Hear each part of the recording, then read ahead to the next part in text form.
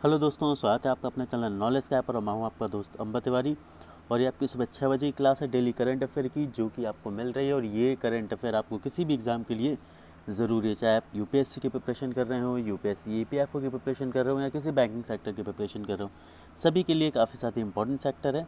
और जैसा कि मैं बोलता हूँ कि दिन की शुरुआत किसी एक अच्छे टारगेट को फिक्स करके करिए, है ना। जिस भी आप एग्ज़ाम की प्रिपरेशन कर रहे हैं, उस एग्ज़ाम के लिए आज का एक डे के लिए सोचिए कि आपको जो कल का दिन था और जो आज का दिन है, जो आज का दिन होगा वो कल के दिन से थोड़ा सा तो बेहतर होगा। ठीक है, कल यदि आपने 2 टॉपिक ख़त्म किए थे तो डेफिनेटली आज आप 3 टॉपिक ख़त्म करेंगे।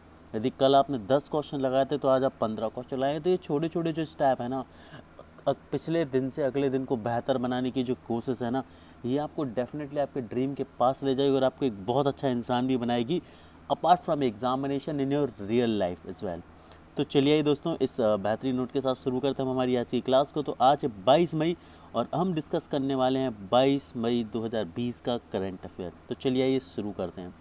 हमारा पहला क्वेश्चन है, वह एजेंसी जिसके द्वारा नेशनल टेस्ट अभय नामक जेई मेन जैसी परीक्षाओं के लिए mock test to mobile application तैयार किया गया है। तो किसके द्वारा मॉक टेस्ट नेशनल टेस्ट अभय जो है वो बनाया गया है? National testing agency, Indian test agency, national agency for test या इंडियन एजेंसी फॉर टेस्ट? तो इसका सही आंसर है कि केंद्रीय मानव संसाधन विकास मंत्रालय द्वारा नेशनल टेस्ट अभय नामक एक जेई मेन जैसी परीक्षाओं के लिए mock test to mobile application का नामकरण किया गया और यह mobile application national testing agency द्वारा विकसित की गई है। किसके द्वारा विकसित की गई है? ये नेशनल टेस्टिंग एजेंसी, मतलब ऑप्शन ए जो है वो आपका बिल्कुल सही है। ठीक है, इसका मुख्य उद्देश्य छात्रों को आर्टिफिशियल इंटेलिजेंस आधारित उच्च गुणवत्ता वाले जो मॉक टेस्ट होंगे वो उपलब्ध कराने होंगे। और राष्ट्रीय परीक्षा एजेंसी नेशनल टेस्ट एजेंसी की स्थापना संस्था पंजीकरण अधिनियम 1860 के तहत की गई थी। आगे बढ़ते हैं। विश्व मधुमक्खी दिवस प्रतिवर्ष भारत में कब आयोजित किया जाता है? 20, 19, 21 या 18 मई को? तो इसका सही आंसर है कि विश्व मधुमक्खी दिवस 20 मई को, प्रतिवर्ष 20 मई को मनाया जाता है। और इस दिन मधुमक्खी पालन हेतु प्रणेता जो हैं एंटोना जानसा का जन्म 1734 में हुआ था। मतलब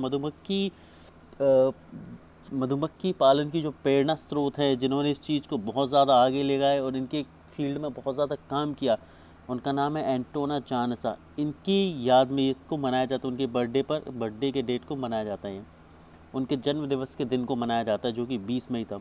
और अंतर्राष्ट्रीय दिवस का उद्देश्य पारिस्थितिकी तंत्र के लिए मधुमक्खी और अन्य परागणों की भूमिका को स्वीकार करना है।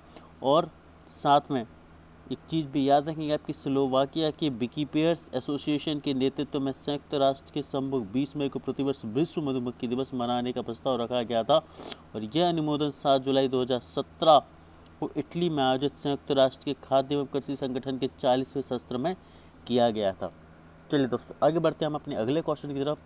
अगला क्वेश्चन आप सभी की स्क्रीन पर ये रहा है कि सौर चुंबकीय गतिविधि चक्र की समय अवधि क्या है? सौर चुंबकीय चक्र की समय की अवधि क्या है? 9, 10, 11 या 12 वर्ष? तो जो सौर चुंबकीय गतिविधि चक्र होता है, इसकी अवधि 11 वर्ष होती है और सूर्य की गतिविधियों और स्वरूप में परिवर्तन को आधारित एक समय अंतराल है। और यह गति चक्र औसत 11 वर्ष का समय अंतराल होता है। और सौर कलंक वे क्षेत्र हैं जहाँ सौर चुंबकीय क्षेत्र अत्यंत प्रबल होता है। जो सौर चुंबकीय क्षेत्र होता है जहाँ पर सबसे ज़्यादा पावरफुल होता है। और यह सतह पर सूरज के धब्बों की संख्या के संदर्भ में मापा जाता है। और वर्तमान समय में सूर्य और सौर न्यूनतम की स्थिति में पहुंच गया है। और यह पहली बार गैलीलियो गैलीली द्वारा मनाया गया था। चलिए आगे बढ़ते हैं, अगले क्वेश्चन की तरफ चलते हैं। अब आपका अगला क्वेश्चन है, वह बहुराष्ट्रीय कंपनी जिसके सहयोग से इलेक्ट्रिक लोकोमोटिव फैक्ट्री मधेपुर की स्थापना की गई है। तो इनमें से किसके द्वारा इलेक्ट्रिक लोकोमोटिव फैक्ट्री मधेपुर की स्थापना की गई है?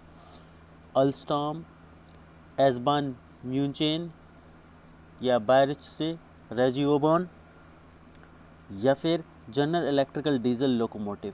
तो इसका सही आंसर है दोस्तों कि ऑलस्टॉम एस ए, मतलब ऑप्शन नंबर ए जो है वो आपका सही आंसर है कि ऑप्शन ए के द्वारा इलेक्ट्रिक लोकोमोटिव फैक्ट्री माधेपुर भारतीय रेल के साथ ऑलस्टॉम एम्स का एक संयुक्त उद्यम है, जो कि 120 किलोमीटर प्रति घंटे की रफ्तार से चलने वाले 800 इलेक्ट्रिक लोकोमोटिव इंजन तैयार करेगी। कितने? 120 किलोमीटर प्रति घंटे की रफ्तार से चलने वाले 800 इलेक्ट्रिक लोकोमोटिव इंजन तैयार करेगी और इस परियोजना का निर्माण अक्टूबर 2017 में प्रारंभ हुआ था।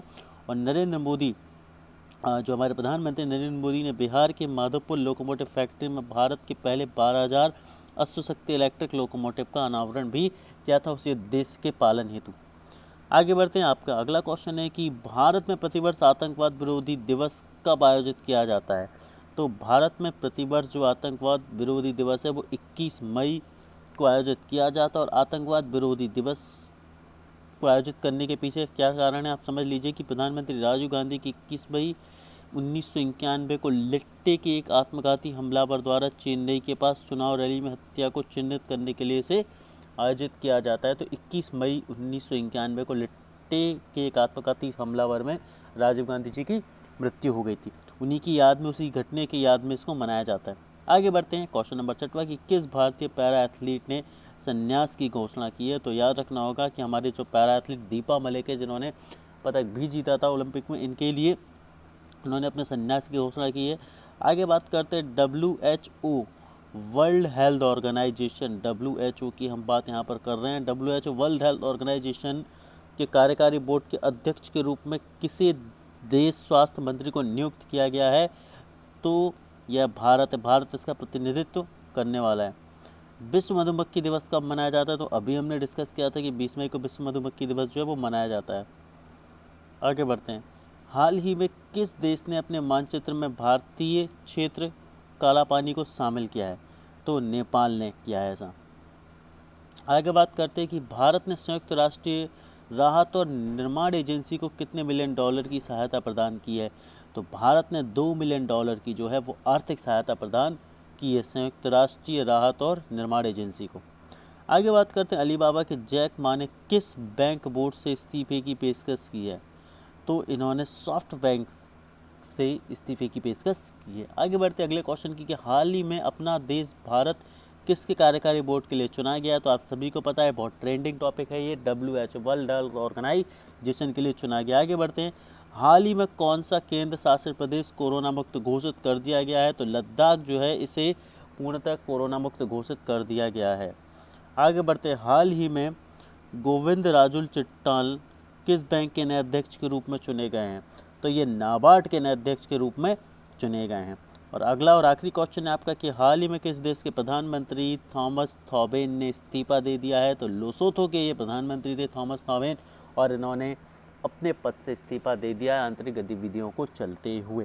तो दोस्तों ये हमारा आज का लेक्चर खत्म होता है। होप आपको पसंद आया होगा। ठीक है दोस्तों, तो प्लीज़ आप अपने रिव्यूज़ और रेटिंग ज़रूर इस लेक्चर्स को दें। Thank you very much.